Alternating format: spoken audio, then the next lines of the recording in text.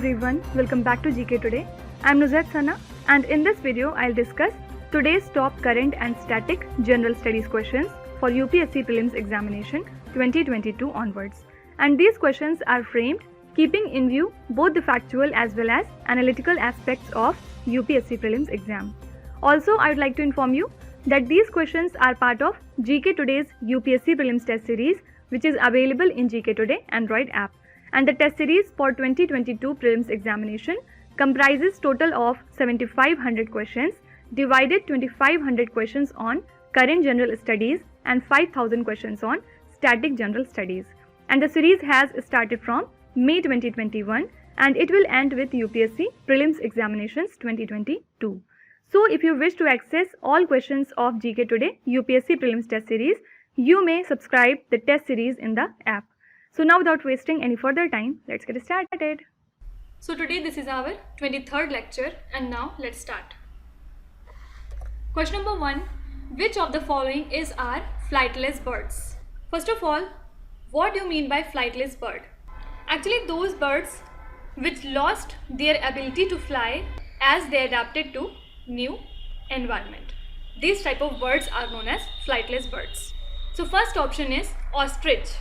So yes, these are flightless birds and are native to Africa.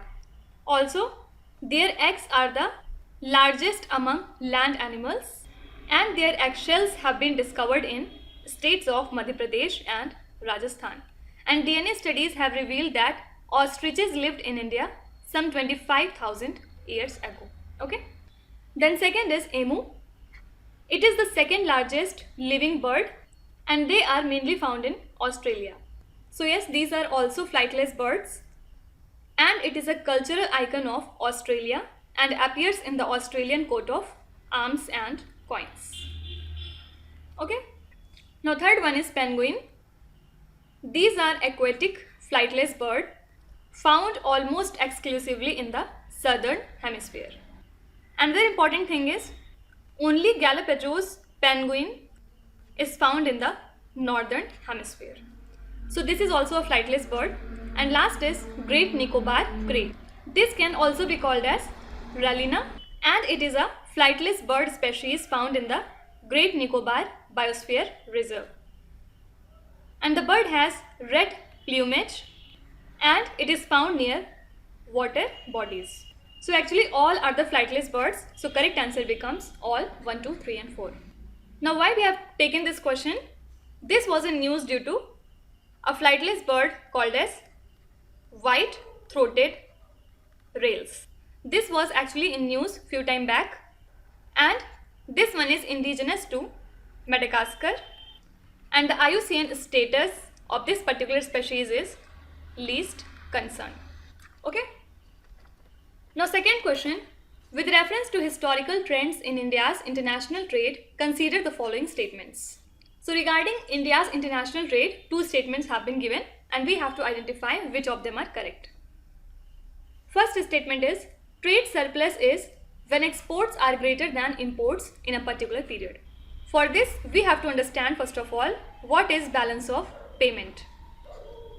Actually, it can be defined as systematic statements of all economic transactions of a country with the rest of the world during a specific period. Usually it is taken as 1 year.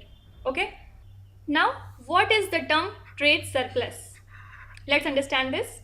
Actually it is a kind of economic measure of a positive balance of trade when country's exports exceeds its imports. Means exports are greater than imports in a particular period. This is correct. Another term which is opposite to this is trade deficit. What is this? Actually, it is an amount by which the cost of a country's imports exceeds its exports. Here import is greater and in trade surplus our exports is greater. Okay. One more thing is there. A trade deficit in goods shows a rise of demand in that particular economy. Fine. So this is absolutely correct. Let's read the second statement. It says India never had a trade surplus. Actually this is wrong because India had a trade surplus two times. First in 1976 to 77, when the exports were worth 4981.6 crore rupees, while the imports worth rupees 4908.2 crore rupees. And the situation was aided by an increase in export volume rather than an increase in unit value realization. Also, India had a favorable trade with Western Europe. Okay, this was the first time. And second time, India had a trade surplus between April and September of 2020. And this was aided by drop in crude oil prices and a sharp drop in demand both locally and globally. This was the reason behind it. Okay, so we cannot say that India never had a trade surplus. That's why it is wrong, and correct answer becomes only 1. Now talking about recent data of March 2021, it shows that India's trade deficit in goods widened to $14.11 billion from $9.98 billion last year, means from March 2020. Also, for the very first time ever in a month, Indian exports have crossed $34 billion in March 2021. Okay. Now next question. The term Brent WTI spread, sometimes found in news, is most closely related to what? So before understanding this, we have to know what is Brent index and what is WTI. Actually, Brent index gives the cash settlement price of Brent future on ICE exchange, or you can say Intercontinental Exchange. So basically this index is the average price of trading 6 lakh barrels on the 25 BFOE market, means Brent Blend, Forties, Oseberg and Ecofisk. Fine.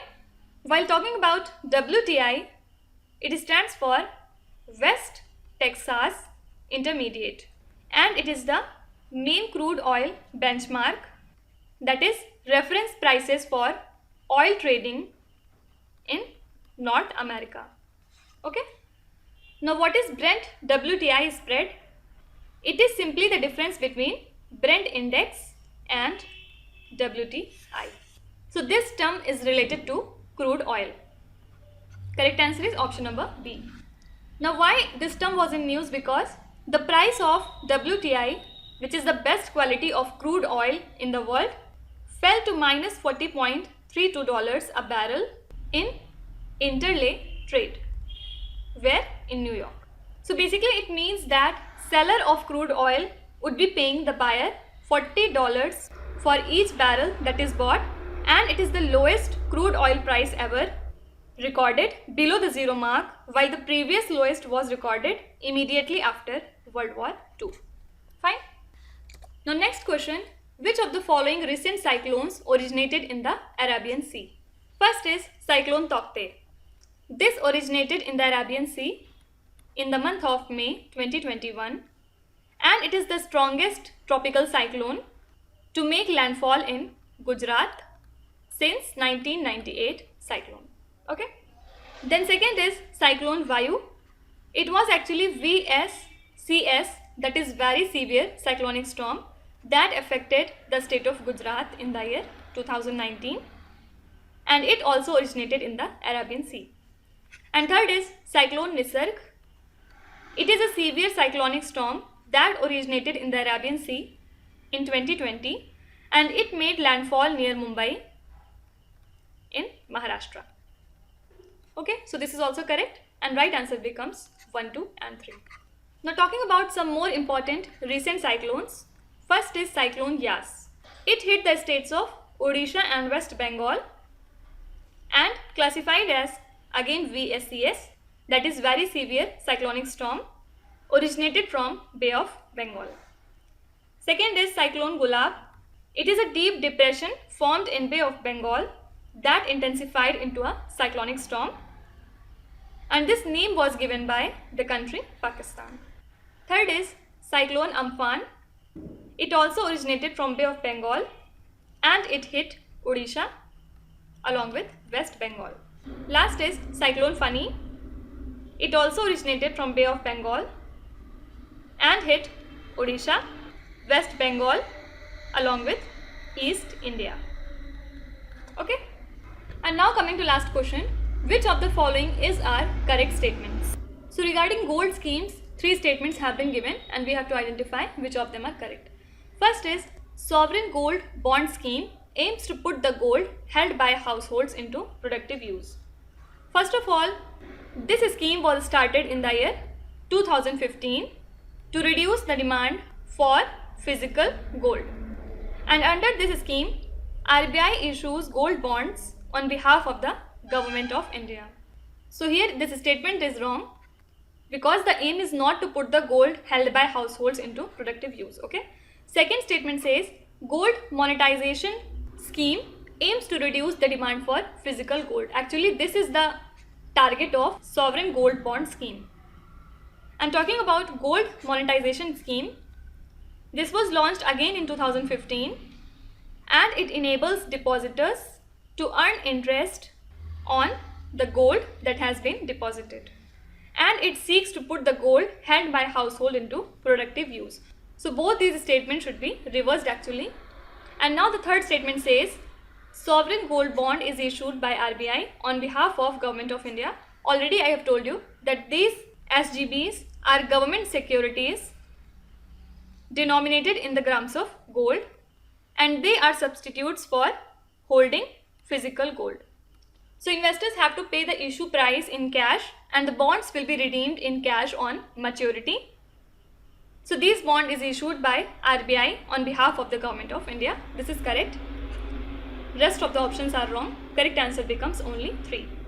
Now let's talk about the advantages and disadvantages of sovereign gold bond scheme. First advantage is for investors it is advisable to invest in gold for portfolios diversification. Also it is tax efficient because no capital gains is charged in case of redemption or maturity. While the disadvantage is this is a long-term investment unlike physical gold which can be sold anytime. And secondly, these bonds are listed on exchange but the trading volumes are not high. Therefore, it will be difficult to exit before maturity. And talking about gold monetization scheme, basically it facilitates the depositors of gold to earn interest on their metal accounts. And once the gold is deposited, it starts earning interest on it. And under this scheme, a depositor gets 2.25% interest annually for a short-term deposit of 1 to 3 years. And for medium and long-term deposits, he or she gets 2.5% interest rate. Okay. So that's it for today. I hope you have liked the session. If you want to give any review, feedback or suggestion regarding these lectures, you can tell us in the comment section. Definitely we'll try to implement that. And now we'll meet again tomorrow with 5 more new and interesting questions. Till then, stay tuned. Thank you so much for watching and please do not forget to subscribe to GK Today. With this, me Nusrat Sana signing off.